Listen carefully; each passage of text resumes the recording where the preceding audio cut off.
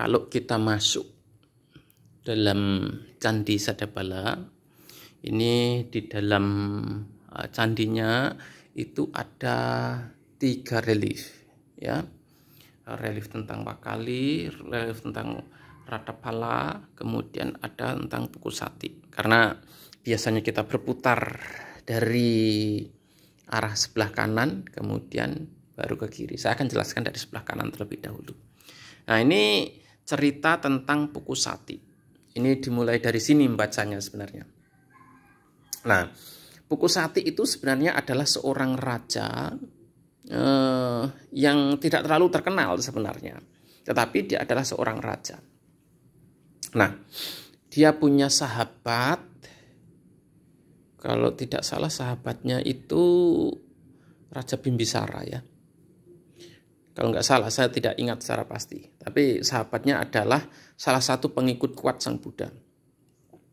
Nah, raja yang menjadi pengikut Sang Buddha itu kemudian memberikan hadiah kepada Pukusati. Dia diberi hadiah yang sangat banyak berupa emas, kain, juga segala macam pernak-pernik perhiasan yang lainnya. Di antara persembahan itu ada semacam prasasti yang ditulis di lempengan emas, dan itu mengenai ajaran Sang Buddha.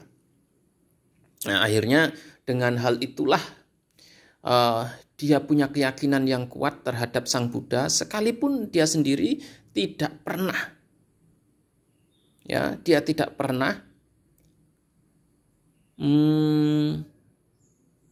bertemu dengan Sang Buddha. Tapi dia punya keyakinan yang sangat kuat terhadap Sang Buddha. Akhirnya dia memutuskan diri untuk menjadi pertapa. Hanya dengan mengikuti catatan yang ada, yang diberikan oleh sahabatnya. Dia menjadi pertapa dan kemudian suatu hari dia berkelana. Nah, ketika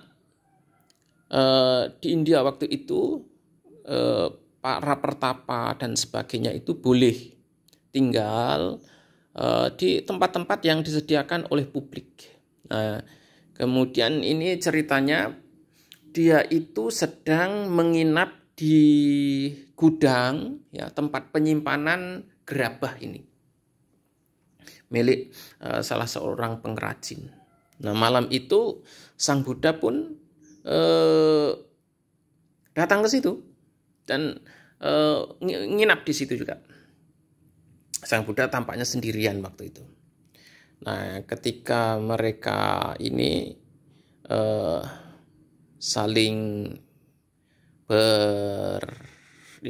bertemu, bertegur sapa, akhirnya Sang Buddha ini bertanya, "Kawan, kau ini tampak sangat anggun, sangat elegan. Kau memiliki pengendalian diri yang sangat bagus. Sebenarnya kepada siapa kau berguru? Siapa nama gurumu?"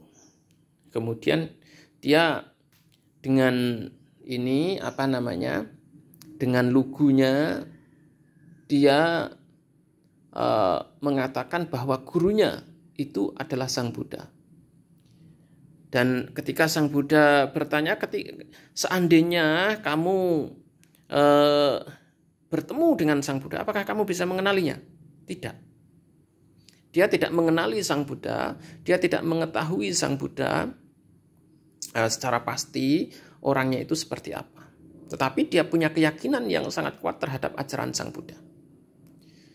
Nah, kemudian Sang Buddha dengan segala kerendahan hatinya membabarkan Dhamma kepada Pukusati. Itu sutanya, pertemuan mereka itu direkam, dicatat atau ada dalam Datu Wibangga Sutta. Kalau nggak salah itu di Datu Wibangga Sutta ya. Nah, Puku Sati yang memiliki keyakinan yang sangat kuat terhadap Sang Buddha itu mendengarkan dengan teliti, dan dia meskipun dia tidak tahu, dia diam, tapi dia menikmati, merenungi, dan kemudian memahami apa yang disampaikan oleh Sang Buddha. Nah, ini kita naik ke relief yang atas. Di sini ini baru dia tersadarkan bahwa orang yang ada di hadapannya itu adalah Sang Buddha. Dia mohon maaf kepada Sang Buddha, oleh karena ini reliefnya itu dia sedang bersujud pada Sang Buddha. Ya. Nah, dia baru sadar bahwa yang ada di hadapannya yang membabarkan dhamma yang dia temui itu adalah Sang Buddha secara langsung. Puku Sati kemudian tepat pada saat itu dia mencapai kesucian anagami atau tingkat kesucian nomor 3. Ya. Dan dia langsung minta Sang Buddha untuk menjadi biku. Karena dia kan sudah menjadi pertapa, dia sudah meninggalkan kehidupan berumah tangga, dia telah meninggalkan tahtanya dan menjadi pertapa independen begitu. Ya. Nah, ini kemudian ketika Sang Buddha memberikan penjelasan secara langsung ajarannya, kemudian Puku Sati mampu menjadi anagami. Nah, saat itu Puku Sati langsung minta Sang Buddha untuk menahbiskan beliau menjadi biku. Tetapi ketika ditanya apakah perlengkapanmu sudah ada, dia bilang bahwa dia tidak memiliki perlengkapan yang cukup. Nah, Sang Buddha sendiri tentu tidak bisa sesuai dengan aturannya, tidak bisa menahbiskan Puku Sati karena dia tidak memiliki perlengkapan yang cukup seperti jubah, sanggati, kemudian bulnya itu tidak cukup. Oleh karena itu di sini tidak digambarkan, meskipun di sini juga tidak ada gambaran bahwa dia telah memiliki perlengkapan yang cukup. Nah, oleh karena itu Puku Sati keluar dari tempat itu untuk mencari perlengkapan. Nah, dalam perjalanannya Puku Sati itu kemudian diseruduk oleh sapi gila. Kemungkinan besar ya, kalau di dalam terjemahannya itu ya sapi gila. Tapi bisa jadi sapinya ini galak karena misalnya sapi yang sedang punya anak, ya. Kemudian merasa terganggu, terancam oleh orang begitu, itu kemudian akan ngamuk, akan ini menjadi brutal. Nah, singkat cerita, Puku Sati ini kemudian meninggal dunia, ya. Dia meninggalkan kehidupan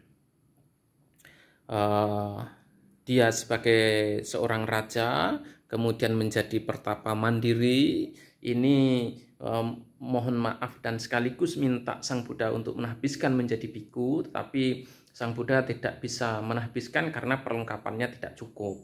Nah, ini kemudian ketika dia sedang mencari perlengkapan, dia diseruduk oleh sapi gila.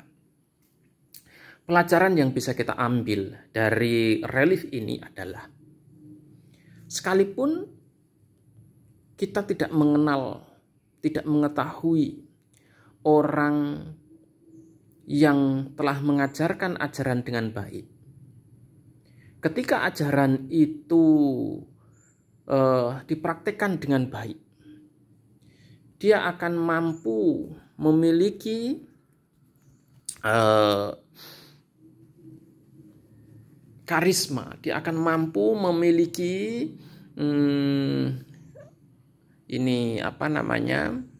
elegansi, keeleganan, ya.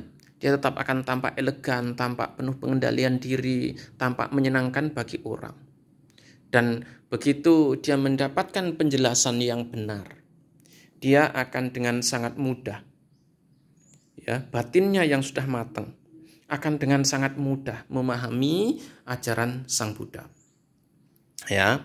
Nah, oleh karena itu sekalipun dia tidak menjadi pertapa, sekalipun dia tidak menjadi biku, dia sudah menjadi pertapa tapi tidak menjadi biku di bawah naungan Sang Buddha, dia adalah orang yang beruntung.